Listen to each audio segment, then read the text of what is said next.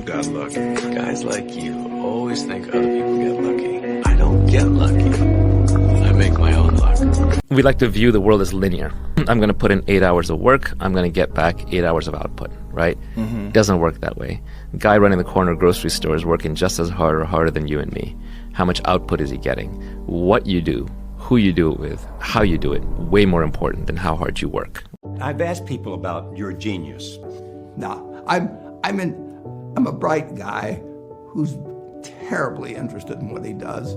I've spent a lifetime doing it, and I've surrounded myself with people that bring out the best in me. And you don't need to be a genius in what I do. That's the good thing. I want to hear shit from you talking about you being broke.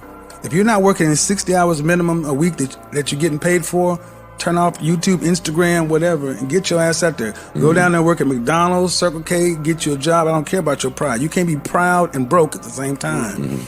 Go work, and work. And then you take that money you make from your part-time job, invest most, and take half of it, invest it to your future. Many people say you're their hero, but who's your hero? That's a great question. Well, I think my dad is my hero because he's someone that I look up to every day. And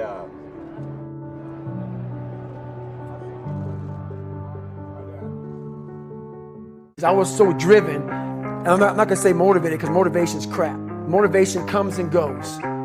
When you're driven, whatever's in front of you will get destroyed. I truly believe we are all equal as human beings. If we are obsessed with something and we truly pursue our passion with everything we have, regardless of anything else, if you are obsessed, work hard, put in the time, you will succeed. When should entrepreneurs, if at all, pivot?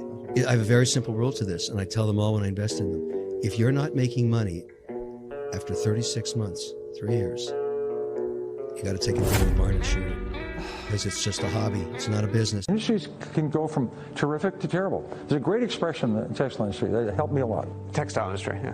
It's always darkest before pitch black. Just when you think things are terrible, they get terrible squared. I mean, so just because industries are getting bad, that's not a reason to invest. Wait for things to get better. Always keep going. Always. No matter what happens, the storm eventually ends. And when the storm does end, you want to make sure that you're ready. And so I've really learned to put one foot in front of the other, good, bad, or indifferent. Eventually that storm passes. You see this guy here staring back at you? Yeah? That's your toughest opponent. Every time you get into the ring, that's who you're going against. I believe that in boxing, and I do believe that in life. Andrew, I have this problem, I'm depressed and I can't go to the gym. I say, no, I disagree. You're depressed because you don't go to the gym. If you go to the gym, you might start to feel better, right? I'm saying you can't sit as a man and afford the luxury of saying, I have a mental health issue today, I'm sad today, I'm stressed today, I'm emotional today, I can't work, because you will lose against the men who don't do that. Let the sand represent your life. The sand in the bottom of the glass would represent the past.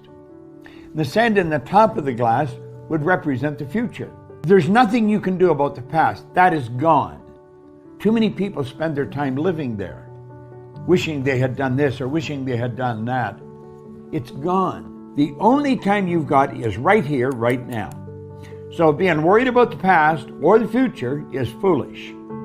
If we make up our mind, we're going to do what we feel is the best thing for us right now, we're going to have a pretty good life. Every action you take is kind of like a vote for the type of person you want to become.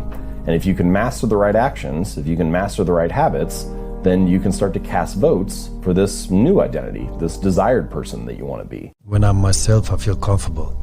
Sometimes you're right, sometimes you're wrong. At least you're being yourself. What is being perfect? You build up something that doesn't exist. For me, perfection is being yourself. And I am being myself. People like it or not, I don't care as long as I'm being myself.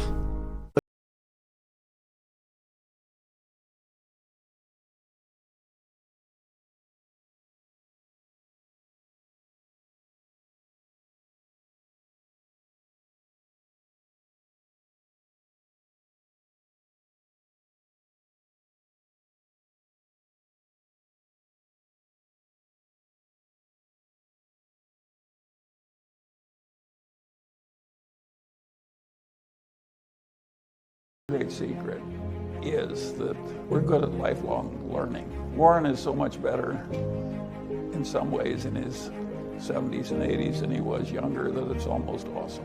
If you keep learning all the time, you have a huge advantage. And we have a wonderful group of friends, really wonderful. From whom we can learn a lot. It's part of my sacrifice, my obsession to win, to have success. You know, I worked for that. Talent is not enough. I dedicate myself so much that this is part of me. Records is part of me. I don't follow the records. The records follow me, which is different. Are you addicted to winning? Yes, I am. I'm addicted to the success. Great leaders are students of leadership. No matter how achieved they may be, they're still learning. And it's a lifestyle. It's the lifestyle of what I need to do to look after people, which includes things like listening, learning how to give and receive feedback, learning how to have effective confrontations, how to discipline when necessary. There are many, many things we have to do and constantly work on to be a great leader to create that environment. My work is my pleasure, and my pleasure is my work. Correct.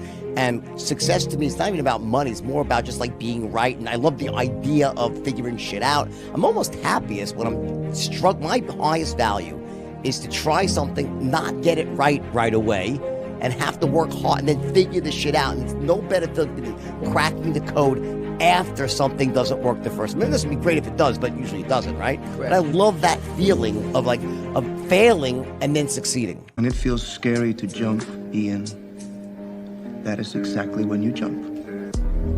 Otherwise, you end up staying in the same place your whole life. And that I can't do. The first million is hard, but the second million is inevitable. It's not becoming a millionaire that's important. It's the person that you must become in order to become a millionaire. Well, you should be afraid of taking risks and pursuing something meaningful. But you should be more afraid of staying where you are if it's making you miserable. You're paying a price by sitting there being miserable. And you might say, well, the devil I know is better than the one I don't. It's like, don't be so sure of that. The clock is ticking. Yeah, and if you're miserable in your job now and you change nothing, in 5 years, you'll be much more miserable and you'll be a lot older. Sometimes life's going to hit you in the head with a brick. Don't lose faith. I'm convinced that the only thing that kept me going was that I loved what I did. You've got to find what you love. And that is as true for work as it is for your lovers. Your work is going to fill a large part of your life. And the only way to be truly satisfied is to do what you believe is great work. And the only way to do great work is to love what you do. When you play sports and you're committed to something, the commitment, the responsibility of showing up to practice on time, to being there for your teammates, to listening to your coaches, it's a responsibility that you have when you're playing with a group, that you have to hold your end of the bargain and shape me to who I am today. Sure, go get your MBA or start that business. We need black businesses out there, but ask yourselves what broader purpose your business might serve in putting people back to work or transforming a neighborhood. The most successful CEOs I know didn't start out intent just on making money. Rather, they had a vision of how their product or service would change things, and the money followed. You had that third failure in a row. Did you think, I need to pack this in? Never. Why not? I don't ever give up. I mean, I'd have to be dead or completely incapacitated. Many years ago, I had this conversation with my mentor, and he asked me the question, Dan, what do you think is the #1 quality of an entrepreneur? And I said, team. And I said, good idea. I said many, many, many things. He said, no. He said, the #1 quality of a successful entrepreneur is this, and that is the ability to endure pain for a long period of time. Didn't talk about the Ferrari, didn't talk about the big house, pain for a long period of time. Is that you?